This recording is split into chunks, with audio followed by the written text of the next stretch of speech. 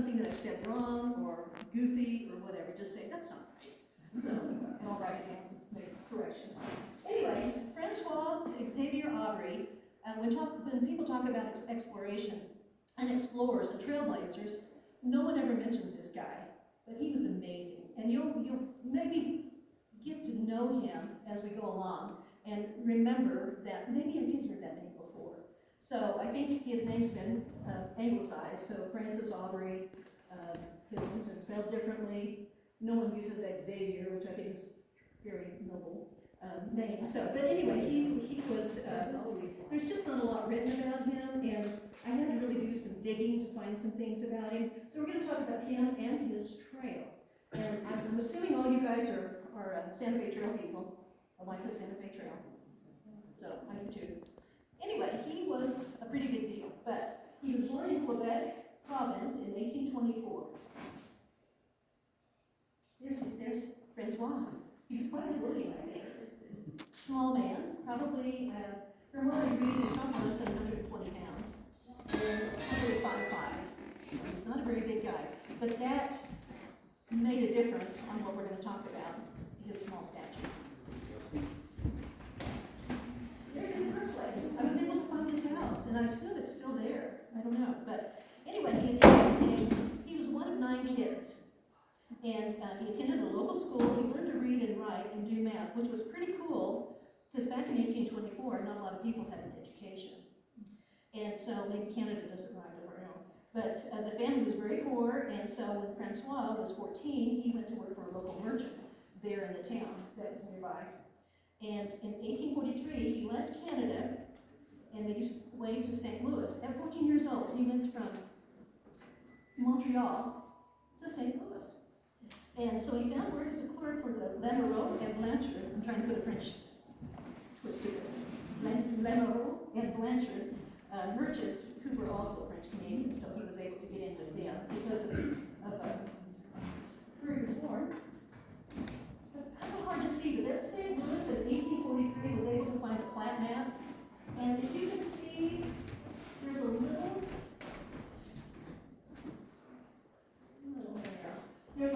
asterisk, that's the river, the Mississippi that goes by, and you can see that dark, like that square at the bottom. Just go out across the river, there's a little asterisk.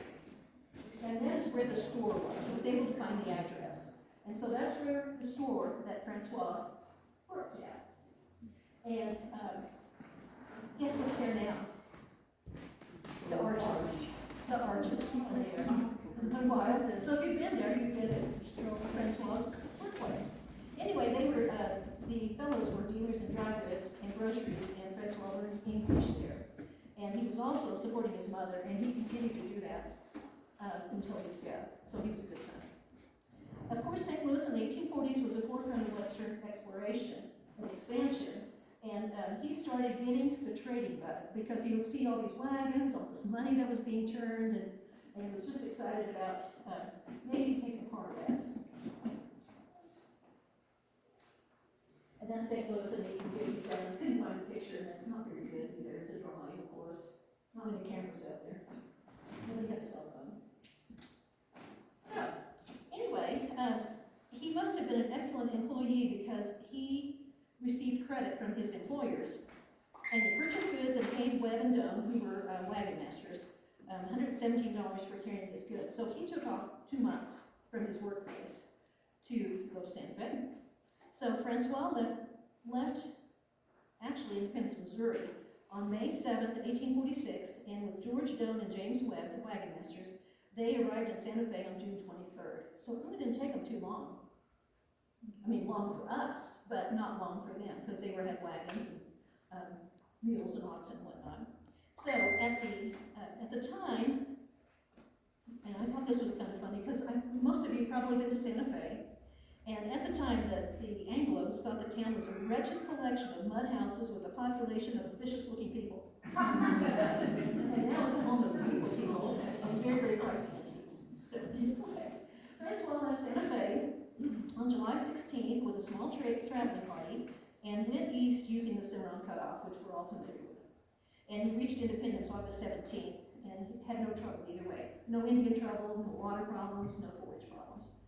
And so he kept a journal, and he was pretty good at keeping a journal, but he didn't keep a journal of some of his more famous things, unfortunately. But he did keep a journal, and he gave that journal to an independent Missouri editor, which began his reporting career. And the editors all liked him because he was very descriptive in talking about the country and what it looked like, if they were short on forage, if they were short, if they lost animals, if they had been attacked by Indians. He was very descriptive.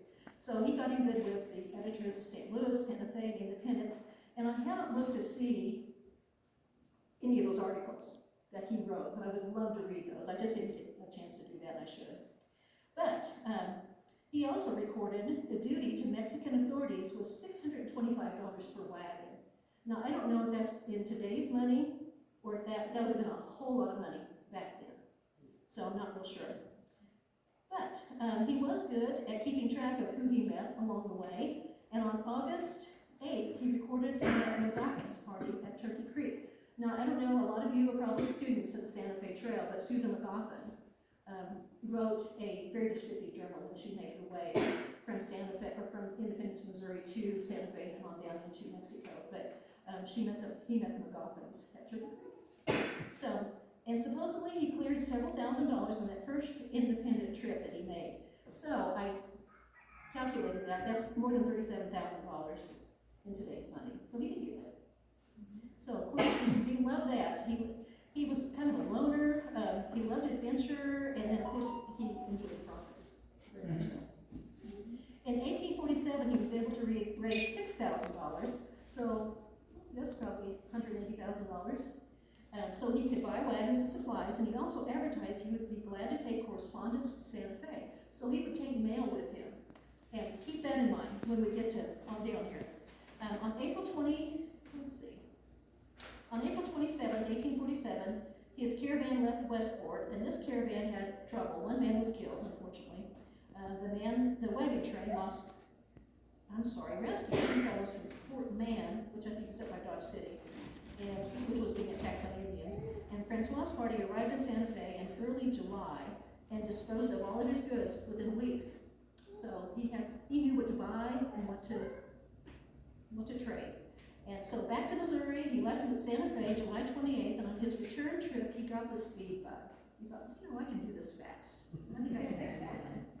So he left his party somewhere near Pawnee Fork and reached Independence on August 31st, 300 miles in 4 days, on a horse. Anyway, he always used mules in his caravans. And of course, he's still keeping track of the traders and the soldiers he met. And one entry in his journal notes that he met at Cold Springs, Jody, a company of mounted Missouri volunteers with 2 pieces of artillery. Emmanuel Armijo was one of them. And isn't Emmanuel Armijo's name is scratched in the cliff, which I thought was really cool. Okay. Francois, oh no, the one again.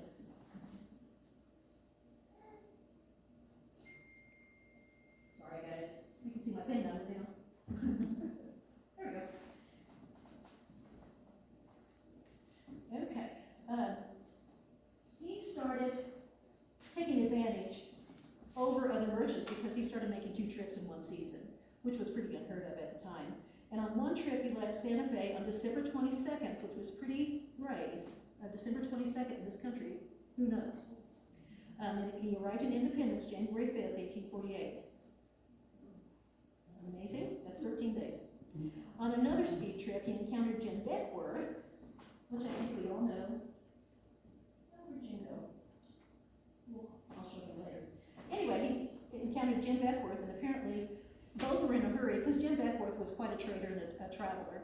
And apparently, they're out here, and sometimes you don't even see any cars, but you're out in the middle of nowhere, and you're on a horse, and you see a traveler coming, and you think, well, we'll stop and visit. Those 2 guys just waved at each other. They were busy, that's right. So anyway, Francois made many trips back and forth along the trail, and he lost men, goods, animals. And on one journey, I thought this was interesting.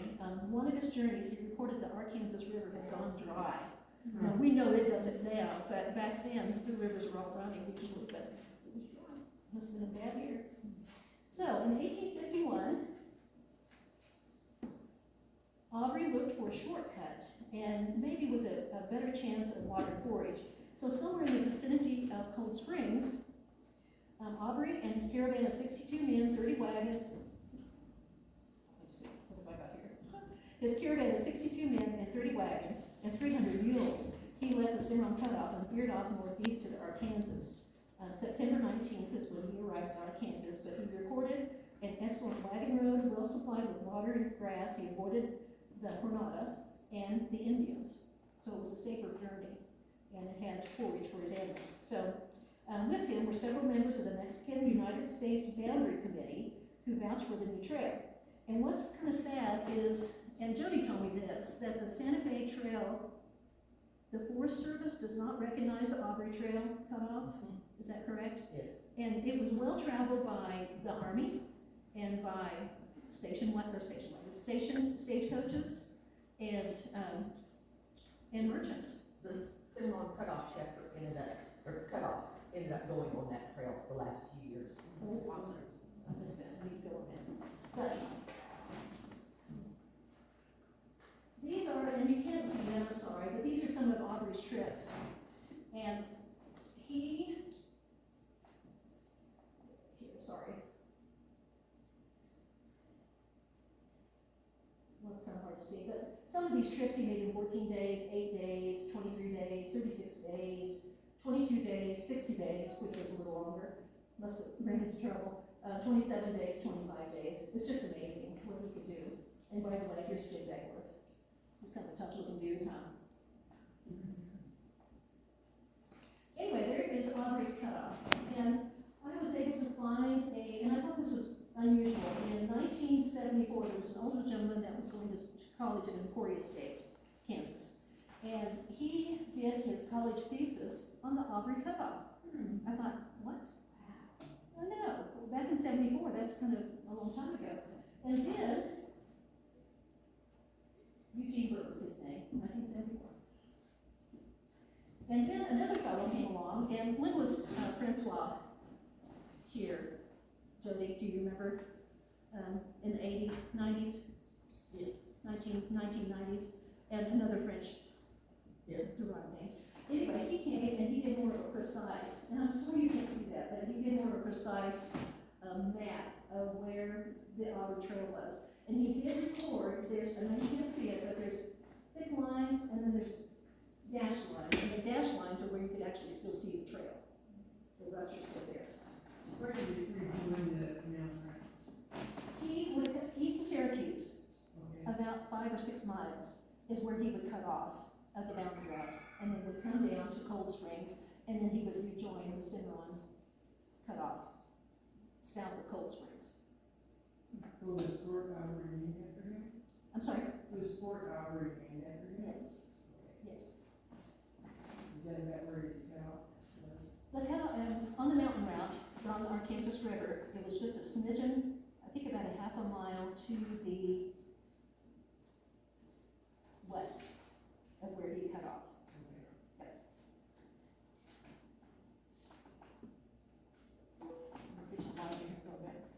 Anyway, let's see.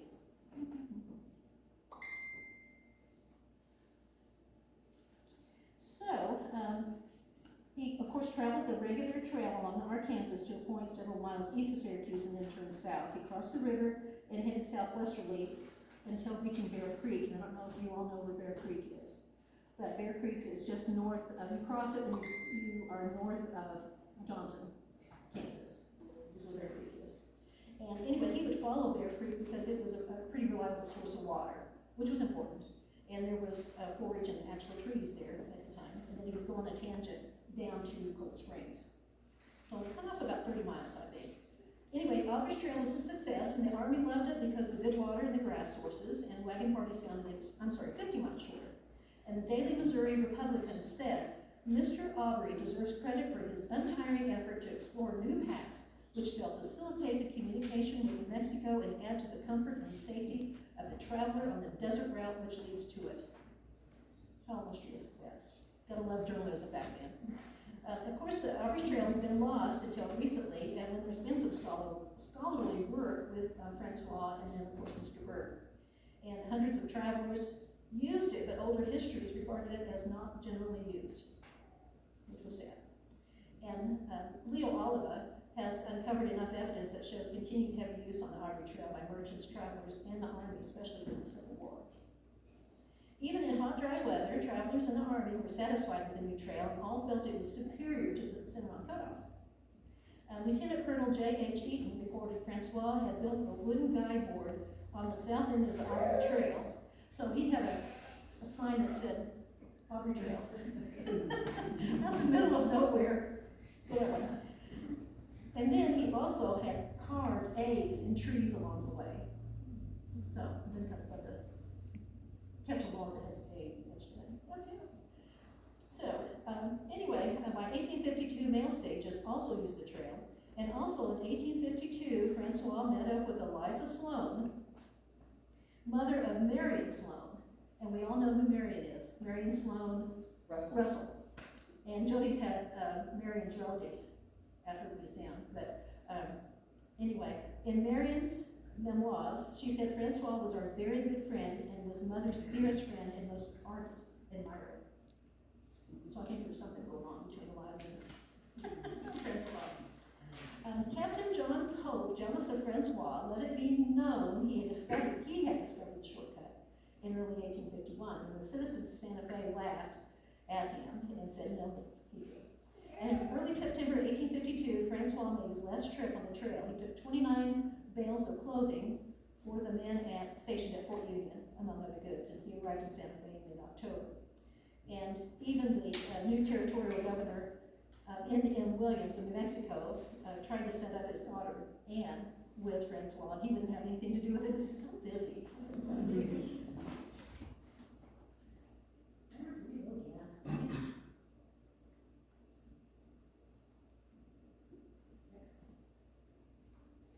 I have not driven up to east of Syracuse to see if this is still flowing, but that was a picture that was taken in the 80s, 1980s. And I guess it just flows, at the time it just flows like crazy. And that's Aubry Spring. And there's his crossing, according to Gregory Francois. And that is on the Hamilton-Stanton County, Kansas line. You can still see the ruts, and they were pretty deep swell. And this, of course, this would have been back in 1974 when this picture was taken. And that's just a crossing.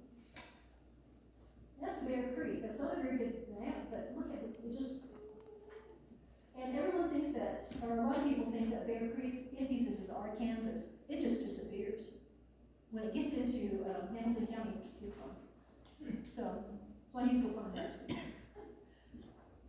And that's crossing the Cimarron, and this is Mr. Burr's map. This is Gregory's map. It's a little more precise, and it shows it coming into Cold Springs. And there's Mr. Burr's map again. And there's a picture of the, I don't know, a lot of you have been down in Cold Springs, but it's just gorgeous there. Just a beautiful place. Okay. His fastest journey was September 12, 1848. He left from Santa Fe, and along the way he had stationed fresh mounts every 100 miles. So he had a hostler and he had a fresh horse every 100 miles. And on one of his relays, he had stationed his favorite horse, which is Dolly. She was a little yellow mare. And after riding Dolly for 100 miles, he found his next horse and hostler dead. So he had to ride Dolly another 100 miles, and she did it. That's 200 miles on the same horse. And so on September 17th, Francois made it to Independence. 5 days, 15 hours of riding, swimming, slogging through mud, walking, riding once again. He made that ride because he had been bet $4,000 that he couldn't do it. And of course, that's $37,000 now. So he made that on that trip. But I guess they had to cut him out of the saddle. Anyways, this man, Alexander Majors, witnessed this ride, and he thought, that worked pretty good. And this guy carries mail every once in a while. I wonder if that would work if we could get mail across the East Coast to the West Coast, or at least from civilized to the West Coast. So, guess where the Pony Express idea came from? Francois. Because Mr. Majors was the one that put that into action.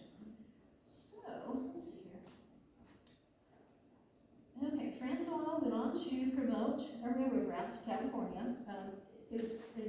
I think the Southern Pacific at the time followed that same route that he blazed, so he was pretty good at finding his way. And in 1854, and returning from California, Aubry stopped at a cantina, which you've been, that's a terrible picture, I'm sorry. If you've been to Santa Fe on the south side of the square, you will walk past this store. And back in the day, it was a cantina. And anyway, he stopped and met up with Richard Waitman. There's Mr. Waitman. And they were kind of friends, and Mr. Waitman was a newspaper editor, and the two men got into an argument about something. So, Waitman threw his drink into Francois' face, so we know it was on. So Francois drew his pistol, which misfired, and then Waitman retaliated by stabbing Francois. And so, with his Bowie knife. And the skimmer of the flames died. Yeah. So he was a very young man. That was August 18th, 1854, and his last words were, "Let me bleed." How about that? What a guy. So Waitman had a good trial, and he was acquitted because of the rest. You started the fight and I finished it. The Daily Missouri Democrat stated upon Francois' death, "Monuments have been raised to men of inferior character and less renown. There is no statue of Francois anywhere. There needs to be one either in Independence or in Santa Fe." So we'll start working on that. Ready to me. I'm on it. Anyway, history's almost forgotten Francois, but his famous ride pops up from time to time. I've seen it in the Oklahoman newspaper. He's been in True West, that story, and then also in Echo World, which is horse magazine, don't forget that one, and then also Sports Illustrated. How about that for that famous ride that he did? And a lot of, like you said, the fort was named after him. There's several steamers that were named after him. A lot of places if you look on an Arizona map, you'll see lots of Aubrys. There's lots of name places that he was named after. So that's the story of Francois Xavier Aubry and his trail. So, any questions, you guys?